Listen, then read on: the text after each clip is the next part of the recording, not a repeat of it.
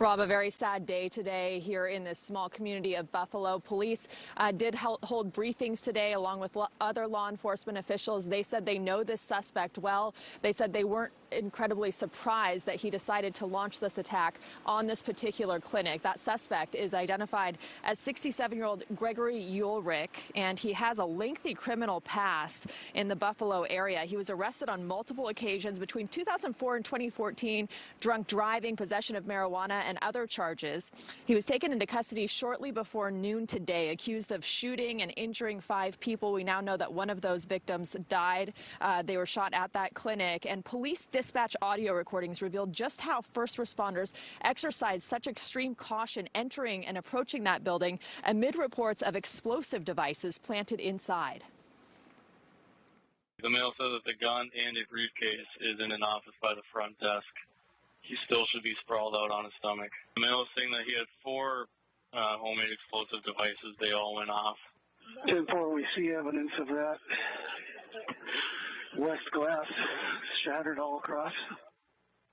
There might be one inside the briefcase by that front office that has not gone off yet. Do we have any additional suspect info, or are we looking for anybody actively? Suspect is in custody in a squad. They are still unsure if there's a bomb or not. So you heard them talking about possible improvised explosive devices. They had to approach it with extreme caution. Authorities say the investigation, of course, is in its early stages, and while an exact motive is unknown at this time, Ulrich had previously expressed frustration with the health care he received, and at one point he was even ordered to stay away from a man whose name matches one of the victims, who's a doctor at the clinic that was attacked today. We are very familiar with the suspect. The history that we have as a department with this individual makes it most likely that this incident was targeted at that facility or at someone within that facility.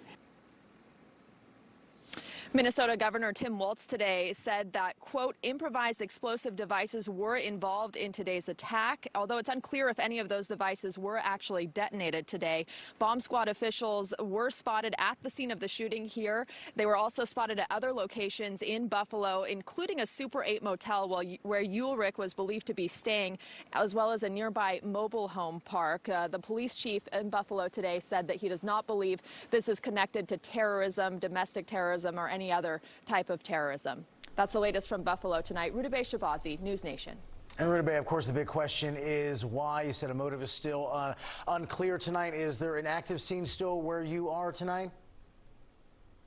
It is still an active scene. Off camera, there are law enforcement vehicles with their lights on, and you can see some command posts, the type of command post structure they've set up nearby the clinic as well. But remember, the spans throughout Buffalo, because there's also that Super 8 motel, there's also the suspect's home, and then, of course, there's this clinic, and that's what we know. Law enforcement officials could be working at other sites as well as they try to piece together whether he had these improvised explosive devices and what exactly his motive was. But they did sound pretty confident that they believe this was not a random shooting, not an act of terrorism, but rather that he was targeting this specific clinic. And again, we learned an hour ago 1 person has died from their injuries. Rudabeh, thank you so much for being there live on the scene for us tonight. And as news of the shooting broke, national and local political leaders reacted on social media today. NewsNation's Ashley Ketz joins us with a look at what some of them are saying tonight. Ashley. Well, Marnie, Buffalo is a small city. About 15,000 people live there. Today's events are very personal to some. Senator Amy Klobuchar wrote in a tweet earlier calling it a tragic shooting at this Minnesota health clinic not far from where she grew up. Several critically injured. So sad for all of those there at the clinic and those injured, and praying for their recovery.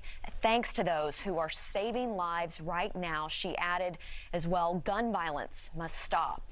And hours after the shooting, Minnesota Democratic Governor Tim Walz tweeted this: "It is heart-wrenching to see the violence that occurred today in Buffalo, in a place Minnesotans go to heal."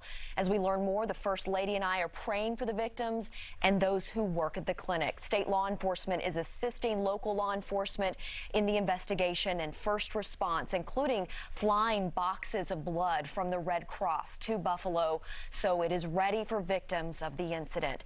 I want to thank frontline workers for their swift and heroic actions today. This is a sad day for us all.